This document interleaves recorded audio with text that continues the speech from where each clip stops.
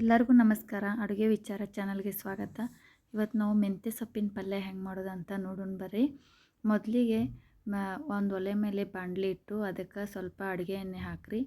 ನಂತರ ಹೆಚ್ಚಿಟ್ಟಿರುವಂಥ ಉಳ್ಳಾಗಡ್ಡೆ ಹಾಕಿರಿ. ಆ ಉಳ್ಳಾಗಡ್ಡೆ ಎಲ್ಲ ಫ್ರೈ ಆದಮೇಲೆ ಜಜ್ಜಿಟ್ಟಿರುವಂಥ ಹಸಿಮೆಣ್ಸಿನ್ಕಾಯಿ ಮತ್ತು ಬೆಳ್ಳುಳ್ಳಿ ಪೇಸ್ಟ್ ಹಾಕಿರಿ.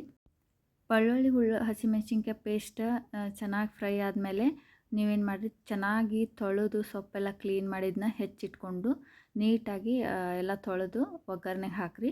ಹಾಕಿ ಎಲ್ಲನೂ ಅದನ್ನ ಕಲಸಿ ಎಣ್ಣೆಲಿ ಬಾಡ್ಸಾಕ್ಬಿಡ್ರಿ. ಸೊಪ್ಪೆಲ್ಲ ಬಾಡಿ ಸ್ವಲ್ಪ ಮೆತ್ತಗಾದ್ಮೇಲೆ ನೀವೇನು ಮಾಡೋದಕ್ಕೆ ಸ್ವಲ್ಪ ಉಪ್ಪು ಹಾಕೋರಿ ರುಚಿಗೆ ತಕ್ಕಷ್ಟು. ಆಮೇಲೆ ಅರಿಶಿನ ಪುಡಿ ಹಾಕ್ಕೊಂಡು ಕಲಸ್ರಿ. ಅದು ಏನಾಗುತ್ತೆ, ಉಪ್ಪು ಹಾಕಿದ್ಮೇಲೆ ನೀರು ಬಿಟ್ಟು ಸ್ವಲ್ಪ ಕುದಿತೈತಿ. ಆಮೇಲೆ ಸ್ವಲ್ಪ ಗರಂ ಮಸಾಲ ಹಾಕಿರಿ. ಹಾಕಿ ನಂತರ ಏನು ಮಾಡಿರಿ, ಹೆಚ್ಚಿಟ್ಟಿರುವಂಥ ಟೊಮ್ಯಾಟೊ ಹಾಕಿರಿ. ಹಾಕಿ ಎಲ್ಲನೂ ಏನು ಮಾಡಿರಿ, ಒಗ್ಗರಣೆನ ಕಲಿಸ್ಕೊಡ್ರಿ.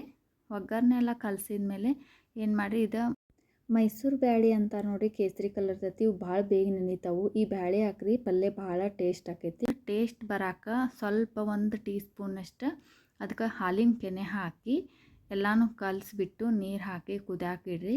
ಎಲ್ಲ ಚೆನ್ನಾಗಿ ಕುದಿಬೇಕು. ಬೇಳೆ ಇದೆಲ್ಲ ಒಂದು ಪ್ಲೇಟ್ ಮುಚ್ಚಿ ಕುದಿಯಾಕಿಡ್ರಿ. ಎಲ್ಲ ಕುದ್ಮೇಲೆ ನಿಮ್ಗೆ ಮೆಂತ್ಯ ಸೊಪ್ಪಿನ ಪಲ್ಯ ರೆಡಿ ಆಗುತ್ತೆ. ಈ ರೀತಿ ನೀವು ಒಂದ್ಸರಿ ಮನೆ ಒಳಗೆ ಪಲ್ಯ ಮಾಡಿ ನೋಡಿರಿ, ಭಾಳ ಟೇಸ್ಟ್ ಇರ್ತೈತಿ.